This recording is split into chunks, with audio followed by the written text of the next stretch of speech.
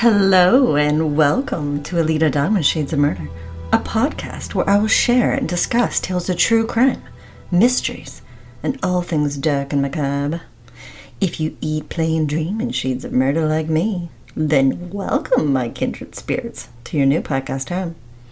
If you enjoyed the show, please remember to follow, share, and subscribe so I can present more stories to you, and we can all embrace the allure of the darkness together. All of my social media and contact information you can find in the episode description below. This is a special warning to anyone who is offended or highly sensitive to discussions that involve the mutilation of people and animals. This case is highly disturbing and contains very graphic details of a sexual and violent nature. There are some cases of murder that may be too revolting to share. Some stories stay with you and leak inside your mind at the darkest and quietest of hours. Tales of terror that can mirror the most grotesque and perverse of horror films, which may be too close for comfort to exist in the real world. I am not into shock value within the true crime community.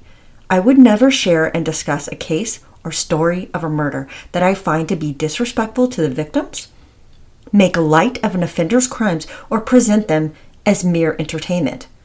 However, there are some cases that are fascinating to me because they are so disturbing and bizarre.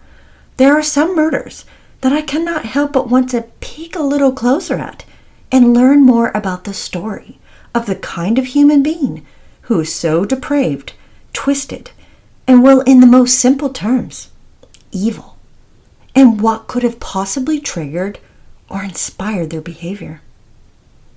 This is the case of aspiring serial killer Jason Eric Massey. In Tellico, Texas, on a hot, sticky summer morning on July 29, 1993, two bodies would be found by members of a work crew who were horrified by what they discovered. Off the side of what was referred to as Cut-Off Road, which is where the small towns of Tellico and Enos were linked by a rickety wooden bridge across Smith Creek, two workers noticed something strange.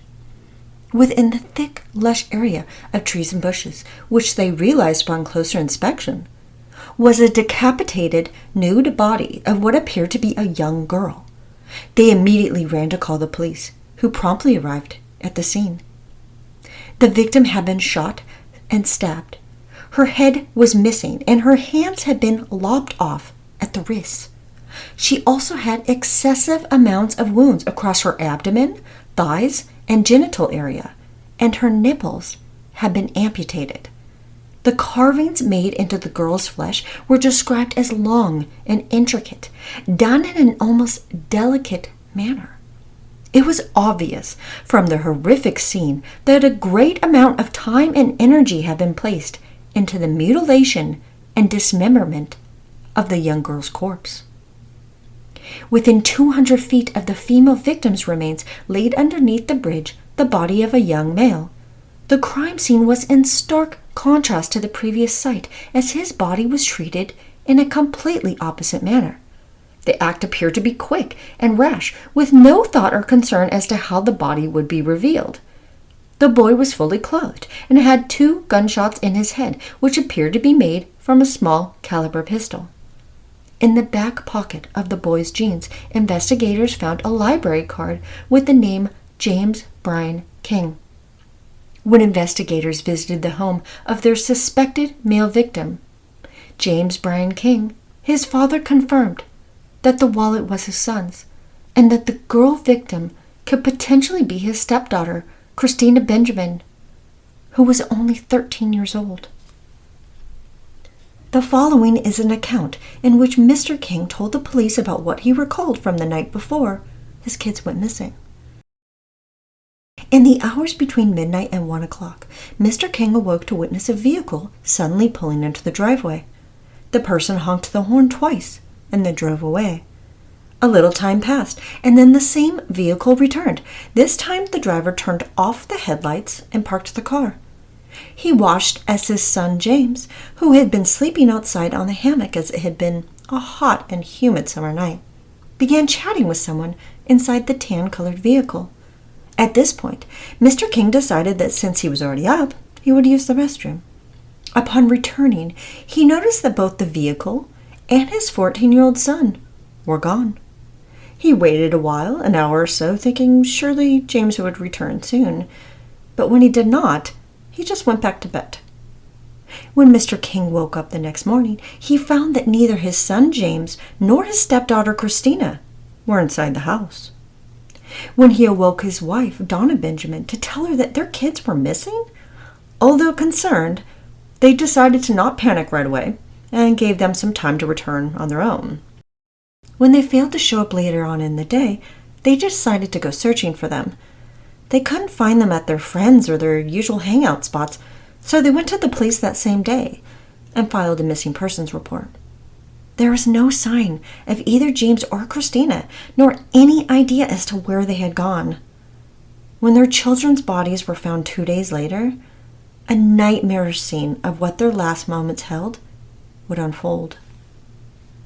The female adolescent was significantly more challenging to identify than the male victim.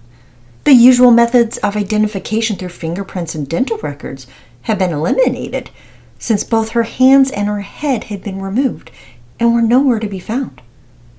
She had a long cut all the way down her abdomen and to the side of it, where parts of her intestines had been extruded.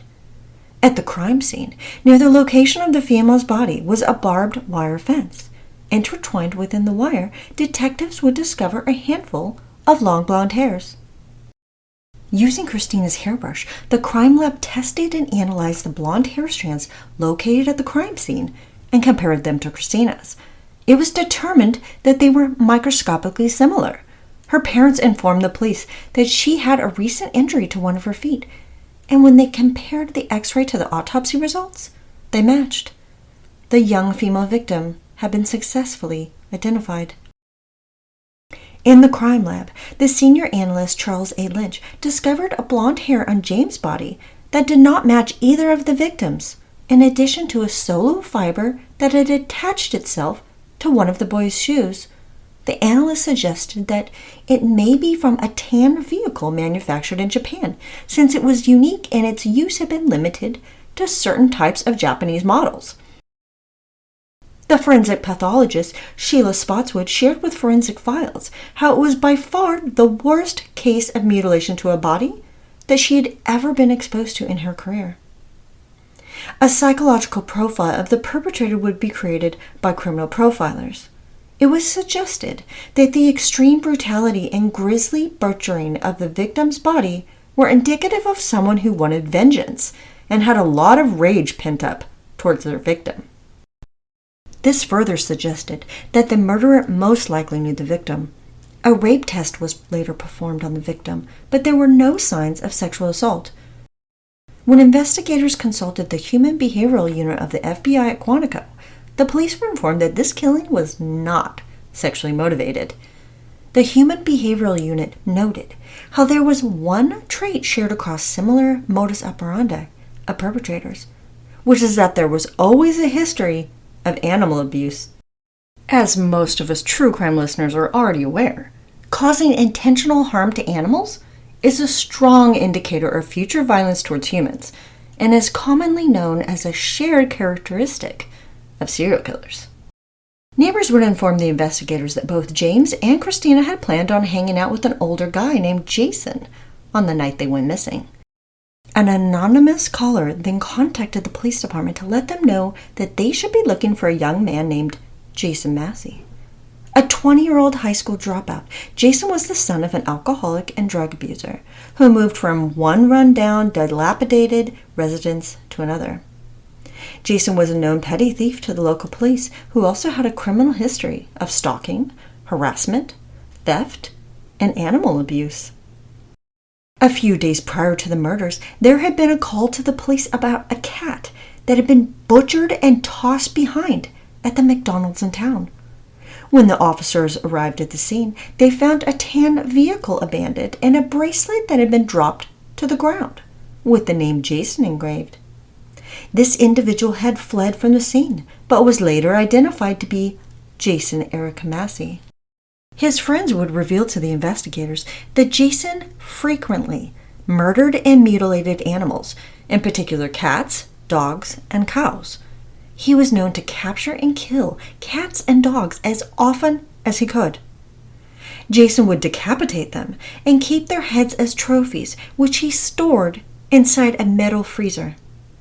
His friends, in later interviews, would also inform the police that Jason talked about Christina a lot. Jason told them that he was interested in her and wanted to take her out. Although this information was all very suspicious and disturbing regarding the deranged behavior of Jason Massey, everything was circumstantial up to this point in the investigation, since there was hardly any solid evidence collected at the crime scene. Then detectives heard a report by several people in town that Jason Massey had been seen carrying a gun around town. Since he was on probation, this was a blatant violation of the condition, so the police arrested him. The store clerk, who sold Jason the .22 caliber bullets for the pistol, in addition to 2 knives and a pair of handcuffs, identified him in a police lineup. Now that his picture was in the newspaper, someone else came forward to identify Jason Massey and their suspicions. Law enforcement received another anonymous phone call from someone who claimed to have seen Jason Massey at a local car wash the day after the murders, cleaning his vehicle inside and out. When the police arrived at the car wash, the owner claimed to have witnessed Jason Massey around 11:30 p.m. one night, not long after the murders had happened. He watched as Jason threw items away into the trash bin. When the investigators searched the contents of the trash bin and the vacuums at the car wash, they discovered a discarded card for an appointment with Jason's probation officer and a red bandana with several long blonde hairs attached. Once again, the hairs were found to be microscopically similar to those of Christina Benjamin's. Armed now with a search warrant for his home and his vehicle, homicide investigators would unearth strong circumstantial evidence. Inside Jason Massey's house, they discovered a pair of handcuffs and numerous news articles he had kept about the murders. The investigators still did not have much more than circumstantial evidence, but it was enough to garner a search warrant to collect a hair sample and search his tan Subaru. Inside his vehicle, they collected a piece of the carpet to test against the fiber which had been found on James Bryan's body. There were also 3 dark red stains on the car seat, which the crime lab would test positive for blood. Within the trunk of the vehicle lay a single leaf splattered with blood, a roll of duct tape with what appeared to have smear of blood on it, in addition to a hammer that seemingly had blood on it as well. There was no gun to be found, but they did find a Walmart receipt with items that strongly suggested he had been involved in the crime. The receipt included purchases for .22 caliber ammunition, a set of handcuffs, and a hunting knife. I wonder, what is it about Walmart that attracts so many violent perpetrators to pick up their kill kits there than in other places? We have seen this over and over through the years, and in very recent cases too. The majority of the time, the offender doesn't even attempt to conceal their identity and is stupid enough to use their debit or credit card to make the purchases for items. Items that clearly have been selected to aid in the execution of the crime. I mean, why would you go to one place and shop for all the products you may potentially need to kidnap, torture, and murder someone? That just seems really idiotic to me, or extremely arrogant to do this. And expect that there won't be a digital trace or even store security footage of the event? I just always find it shocking and almost laughable that perpetrators do this, but violent offenders don't seem to learn this lesson and continue to go there. Anyway, tangent time, and now back to our case. The DNA found in the bodies was not able to yield results of any accuracy since the remains were far too decomposed. Reverse paternal genotyping was utilized to determine the sources of the DNA. Simply explained, if there is DNA, such as blood, bone, or hair, that is from an unknown source, and the biological father is not available to be tested, then the DNA of the mother, another child, or sibling of the alleged father can be used in its place. These results then help determine if there are enough genetic markers that are shared. By analyzing the genes of both Christina and Brian's biological parents, which in this case was Brian's dad and Christina's mom, their DNA was used to compare to the blood found in Jason Massey's vehicle. Forensic scientists determined that they were similar genetic markers and that it was a high probability that the blood had come from Christina. Another critical component of the prosecutors being able to prove their case was that the victim's time of death aligned with the time that Jason Massey was known to have picked up the two adolescents the night of their disappearance.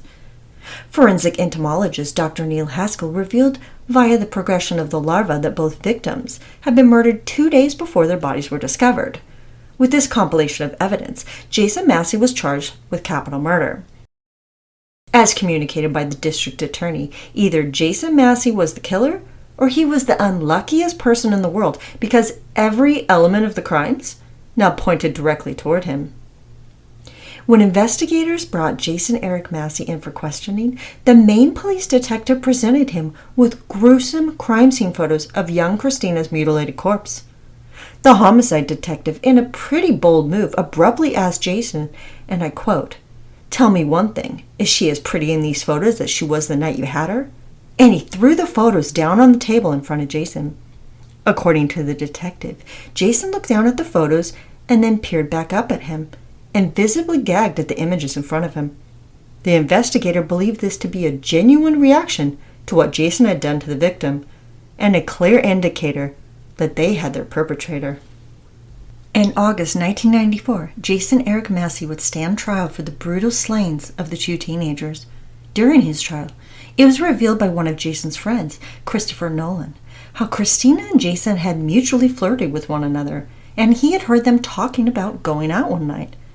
It was illustrated by the prosecution that both Christina and her brother James Bryan had left their house around midnight with Jason Massey for what they believed to be a ride out in the country with him. As they rode along the cutoff bridge, Jason abruptly pulled over the car and shot James Bryan twice in the head. He pushed his body out of the vehicle and left him on the side of the bridge. Christina escaped from the vehicle at this time and fled for her life deep into the woods. As he ran after her, Jason shot Christina in the back, but she did not die from the bullet. A little while later, Jason shot her in the head and stabbed her with his hunting knife.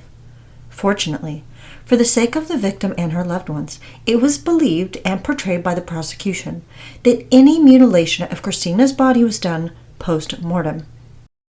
Her head and hands were never found. One of the foundations of criminal trials is for the prosecution to have a transparent motive to base its case in order to illustrate to members of the jury what led to the occurrence of the crime. However, in this case, that was very challenging for the state to prove, since there was no clear and concise reason as to why these murders had happened. The most likely motivation behind Jason Eric Massey's vile, grotesque, and senseless crimes are explained by what criminal profilers have categorized to be as lust murders.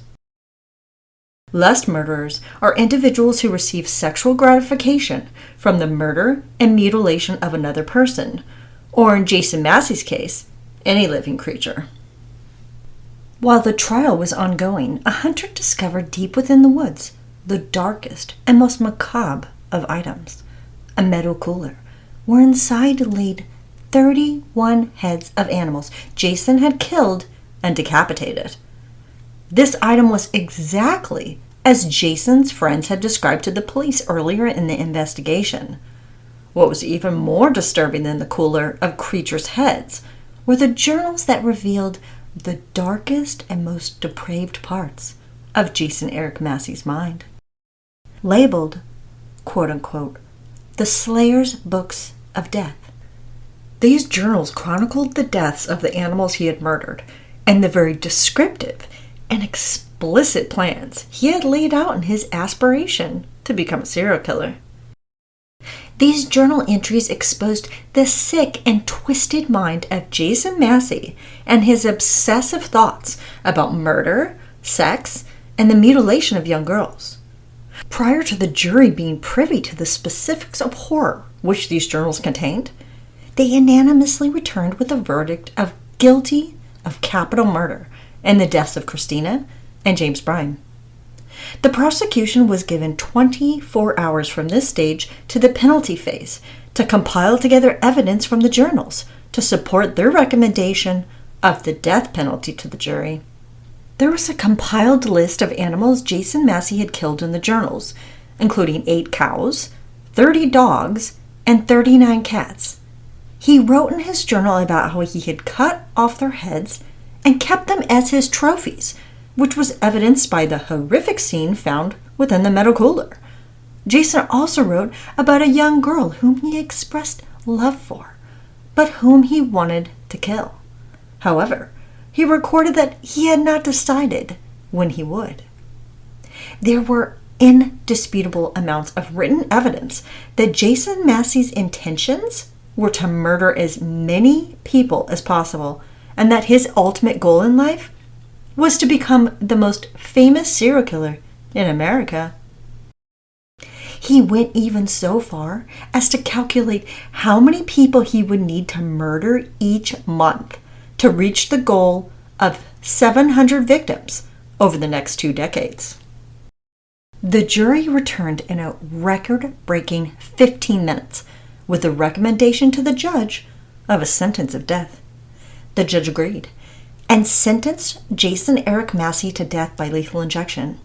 When he gave him the sentence, he told him, and I quote, "The only injustice in court today is that you will be given a much more humane death than what your victims received." The entire courthouse gave a standing ovation to the judge when he said these words.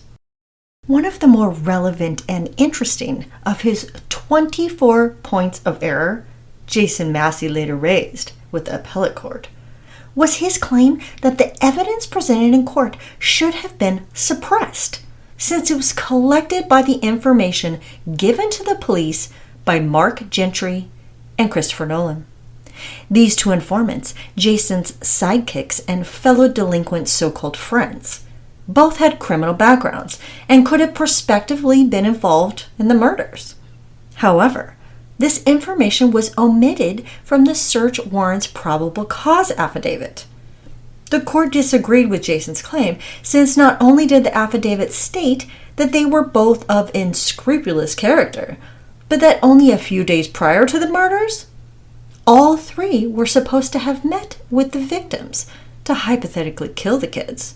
However, this plan fell apart when Gentry was stabbed in a fight which landed him in the hospital, and the other informant, Nolan, had passed out wasted. Detective Cruz, who was in charge of the information given to him by the informants, acknowledged that although there was a likelihood that all 3 could have been involved, there was no evidence to support this theory. Jason Massey also claimed that the material representation of the evidence in the court trial was in conflict with the statement made by the medical examiner. Christopher Nolan testified in court that Massey had told him that he wanted to, and I quote, "cut the girls' pussy lips off, fry them, and eat them." This was then backed up by the evidence of the female victim's head having been chopped off and mutilated, in addition to the removal of her hands, slashes on her body, and the cutting of the labial region on her body.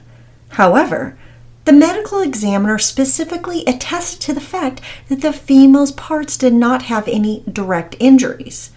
Jason Massey's attempt to dispute this evidence failed, since the medical examiner testified that there were several cuts on the front, to the side, and near the labia and pubic area, which the court deemed to be close enough evidence to support the witness's statement. Another claim Jason Massey attempted to prove was how the trial court had erred in allowing for the evidence that was obtained by the grand jury subpoena process to be submitted in court. Through a subpoena of his medical records, the prosecution unearthed a journal written by Jason Massey that had been copied into his files. This journal was an exact copy of one of the 4 journals that had been discovered in the woods inside his metal storage cooler of decapitated animal heads.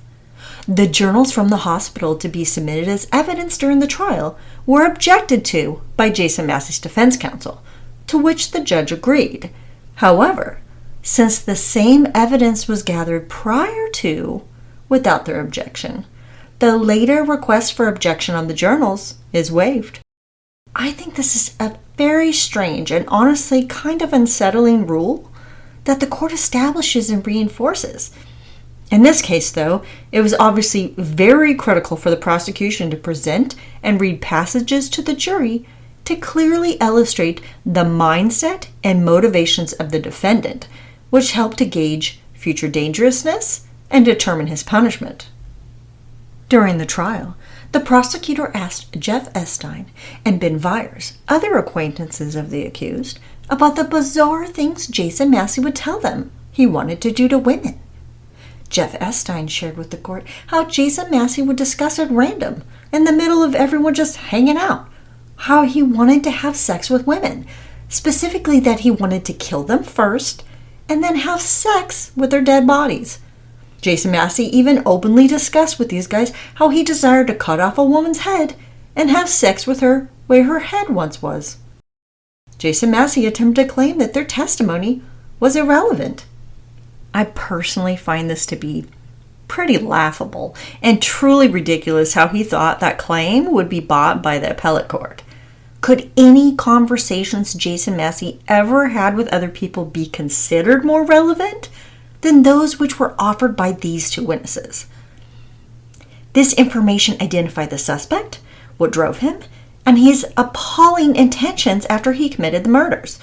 Jason Massey also claimed that such testimony should have been inadmissible under Rule 403, which addresses testimony that is prejudicial. He stated that since he never spoke of any particular girl or woman when he shared his fantasies, they should not have been permitted as evidence. Again, that is asinine, since his specific modus operandi, which he shared with his friends, was the exact modus operandi that he implemented on his female victim. Why?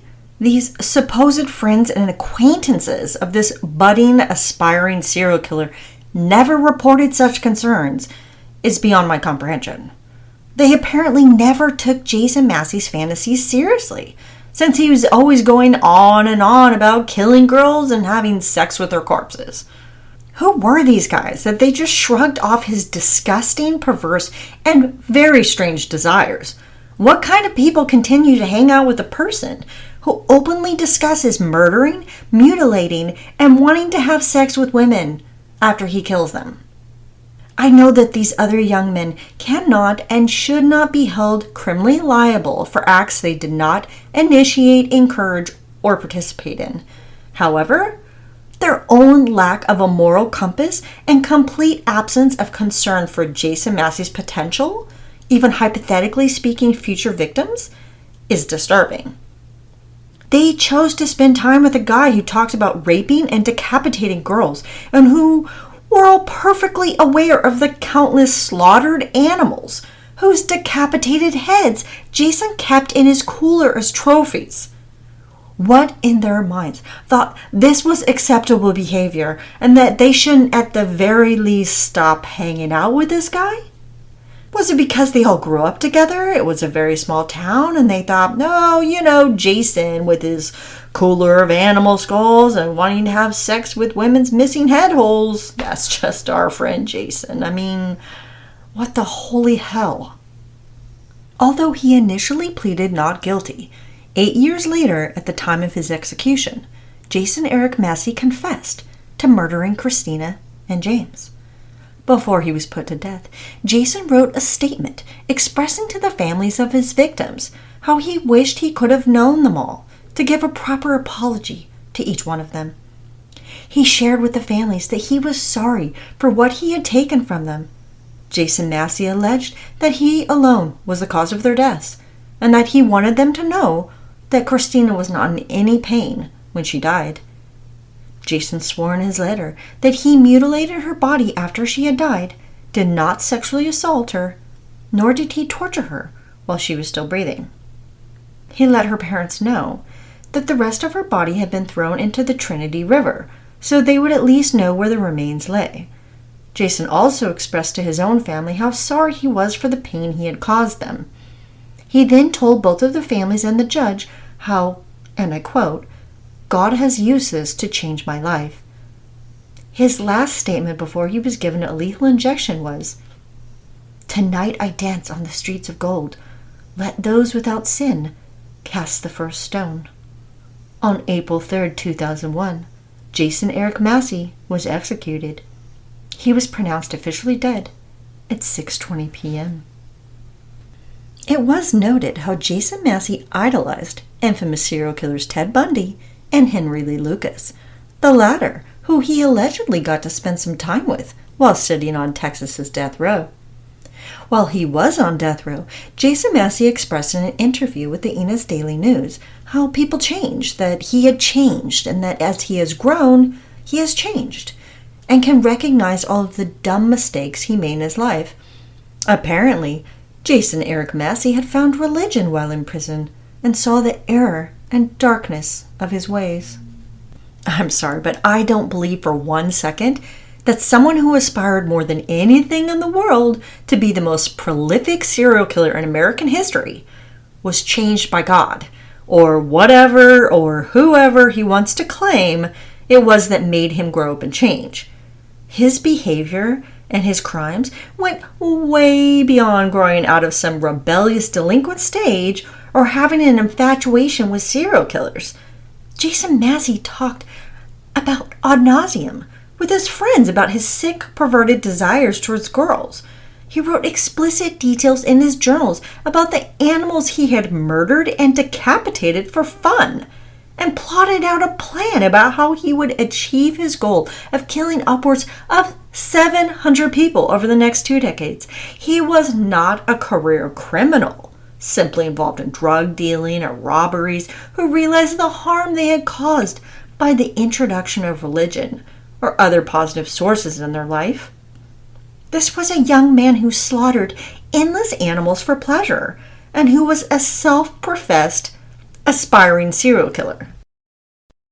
As aforementioned, the FBI Human Behavioral Unit, which had helped assist in the investigation of the murders of Christina and James Bryan, had pointed out that the modus operandi was reflective of a lust killer. So let us discuss what a lust murderer profile is and what could be the potential warning signs of such an offender. In the research article, Body Dismemberment in Sexual Homicide Cases, Lust Murder, or Rational Decision, scholars Julian Chopin and Eric Beauregard discuss the motivations behind sexual homicide offenders and their correlation to cases of body dismemberment. There are differences between criminal dismemberment versus mutilation, which signals the difference between the motivations and intentions of the offender.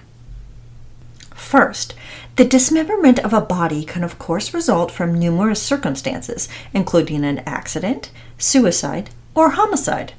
Criminal dismemberment is distinctly different from mutilation, which is the removal or irreparable disfigurement of a smaller section of a larger area of the body.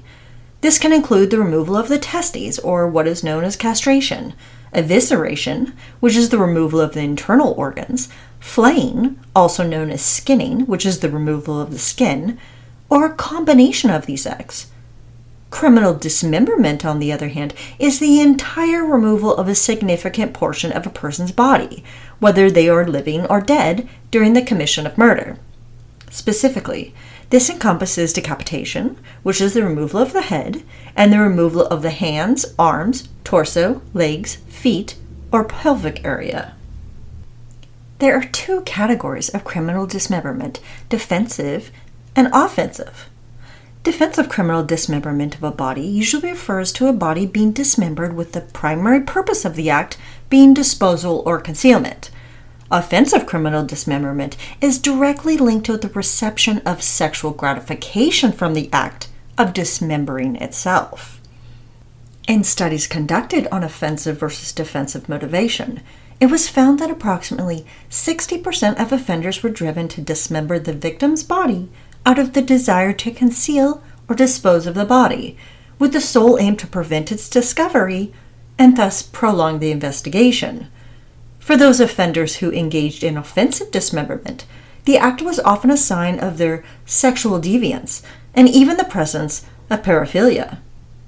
Paraphilia is the presence of intense and incessant sexual interest in having sexual contact with someone or something outside of what our society deems to be a mature and normal individual who is able to consent to the act. Someone who has been diagnosed with a paraphiliac disorder is defined as when that specific sexual interest causes the individual great stress and leads the person to be impaired to the extent that gratification of this interest involves harm to themselves or the threat of harm to others. For such an offender, the act of dismemberment can be the primary or secondary act of the person's sexual deviance.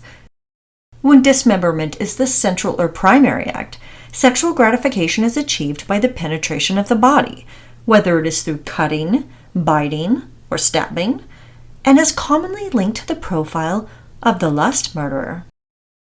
When dismemberment is the secondary act, this is often connected to erotophonophilia, which is when sexual gratification is gained by the act of murder itself. This is often associated with offenders who dissect, eviscerate the body, and/or remove the breasts or other limbs of their victim. It can also be associated with necrophilia, which is sexual gratification resulting from sexual acts performed with the corpse or just parts of the body. In an analysis conducted on the process of the commission of the crime, it was found that sexual homicide offenders who dismembered their victims were very likely to have an organized modus operandi, which is consistent with the finding on lust murderers. The murders were characterized by premeditation and the opportunity to a vulnerable target they were given. It was also revealed that the location of the crime was specifically selected so as to minimize distraction or disruptions to the process. The profiles of an organized murder often include a criminal history, contextual strains such as job, money, or relationship stressors, and the collection of trophies taken in association with the crime. Interesting how Jason Massey fits this profile so perfectly with his lack of a job, money, lack of a positive or supportive relationship, and a long criminal history, in addition to his ever-growing collection of animal heads. Studies across various countries have unearthed that criminal dismemberment occurs somewhere between 5 and 20% of cases, which is an abnormally large margin. To me, this is indicative of very little research having been conducted on the issue and the parameters of what defines it. Victims of criminal dismemberment are predominantly female, between the ages of 20 and 59 years old. However, when criminal dismemberment has been committed in connection with sexual homicide, males represented a higher portion than females, in particular adolescent males. Research also showed that as high as 16% of adult victims were involved in sex work. Similar to so many relationships between victim and offender, especially in violent crimes, the majority were acquaintances, shared a close social circle, and around 9% had a personal intimate relationship. In a study of 100 cases of sexual homicide, torture was inflicted post-mortem in 31%. Necrophilia occurred in roughly 15%, and in most cases of criminal dismemberment, the act took place at the same location as the murder. A criminal profile is established around specific elements and distinct traits around a crime, which demonstrates certain personality factors of the perpetrator. For lust murderers, these patterns can be revealed by the condition of the victim's body, including the cause of death, the weapon or tool used to inflict the death or damage done to the body, any mutilation or removal of the remains, in addition to the way the body is positioned. Now, unless the profiler is the first one at a crime scene, which is almost always impossible, the process can be complicated. In order to help better understand the motivations and characteristics of the perpetrator, with the goal of capturing the offender and preventing similar crimes, a criminal profiler must create the most accurate profile possible. This usually involves the analysis of all reports regarding the investigation, including autopsy results from the forensic pathologist, as many detailed pictures as possible of the victim's body and the crime scene itself, as well as its surrounding vicinity.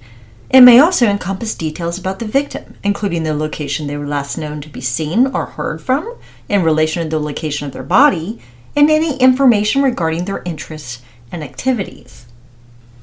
In an article written by two FBI special agents under the Behavioral Science Unit, Robert R. Hazelwood and Johnny Douglas, the profile and motivations of a lust murderer are described. What makes a lust murderer unique from other forms of sadistic homicide offenders is the focused assault on the breasts or private area of their victims. Whether they are mutilated or removed altogether can vary depending on the individual, but their being a primary target of the violence is what distinguishes them from other kinds of murderers. The Behavioral Science Unit agents Hazelwood and Douglas further define subprofiles of the lust murderer and break them down into two predominant types. The first is the organized non-social, and the second is the disorganized antisocial personality. An organized non-social lust murderer tends to present a lack of investment in the well-being or concerns of society, and with it often expresses an attitude that lacks any responsibility or genuine feelings for others. These are the manipulators and narcissistic lust murderers. These are the types of predators who, although they hate people, hide their disgust or lack of empathy for humans under the guise of being likable and personable. Their personality is highly methodical and calculating, and their end goal is to adversely impact society, which is the dominant purpose of why they commit their heinous crimes. Typically, this kind of murderer does not live in close proximity to the crime scene and tends to search for and hunt their victims. What excites them is the cruelty that they or others can inflict upon other living things, in particular other humans, whether this is in form of entertainment they enjoy engaging in or in their real life. In contrast, there is the disorganized, asocial lust murderer who resides on the outskirts of normal society.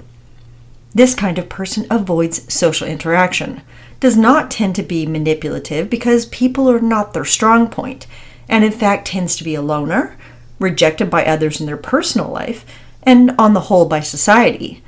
Such types of killings will exhibit these personality characteristics through the frenzied manner in which the murders take place, and often are in close vicinity to where the person lives and or works. This is because this type of individual does not feel confident or secure venturing outside of what is deemed to be their normal path and routine.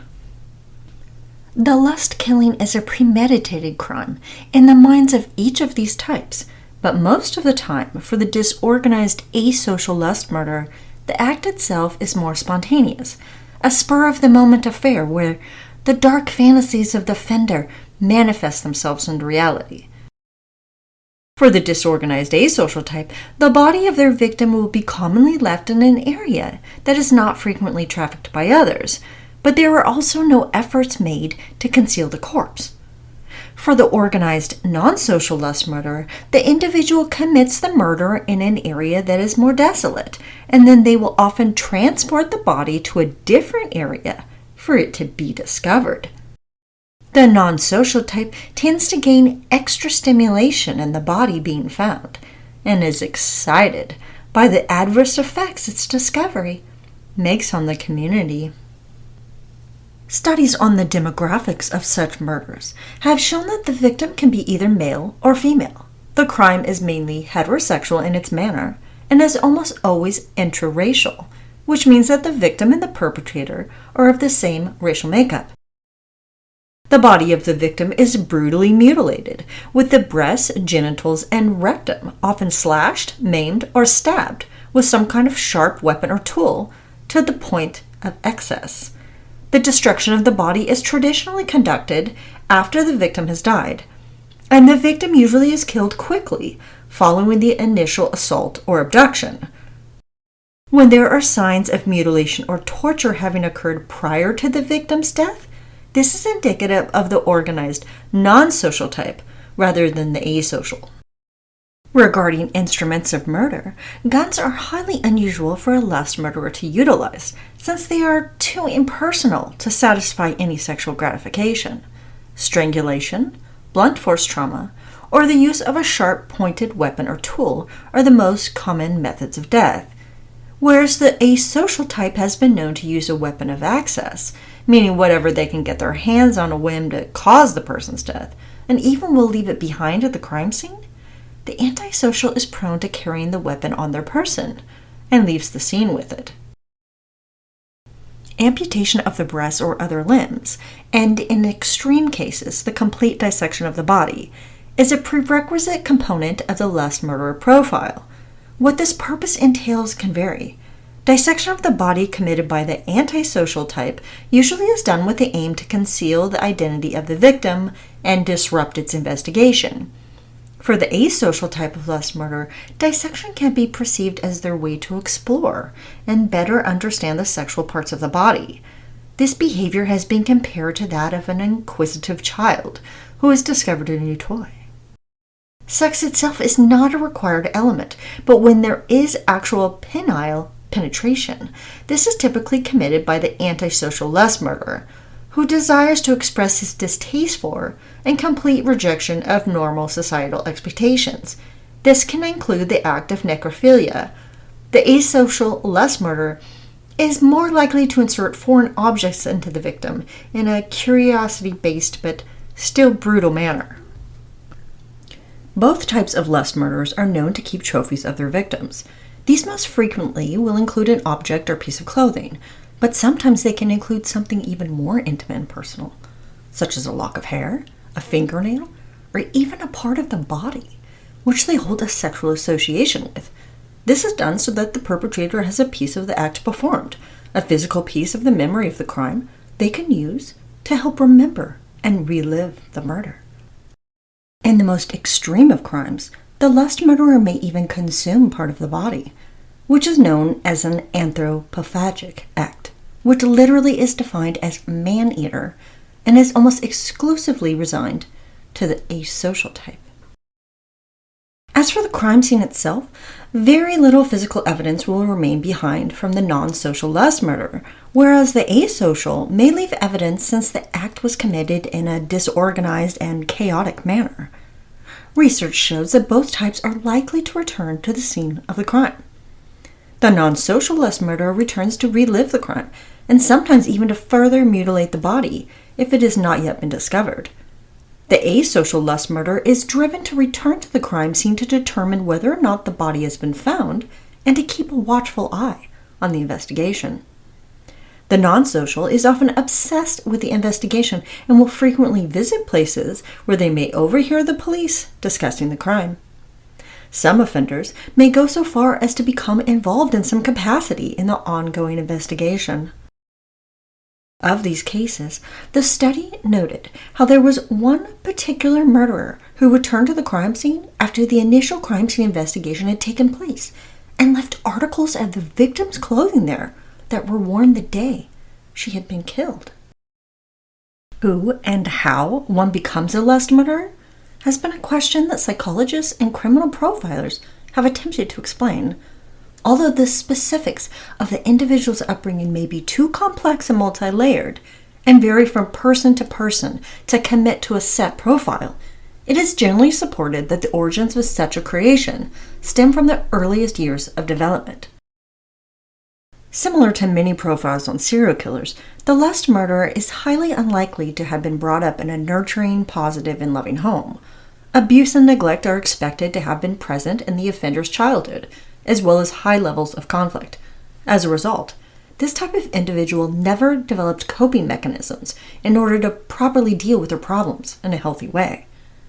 The disorganized asocial type would respond to such a toxic environment and society's rejection of them, whether only perceived as such or real, by withdrawing from it. They internalize their rage and hostility towards society, and often suffer greatly from a low self-image. This person would be viewed by society as the quiet, nice guy, who didn't seem to realize, much less fulfill his own potential. It is suggested that this type of profile in their youth may engage in behavior aligned with that of a voyeur, such as peeking inside girls' windows or stealing women's clothing.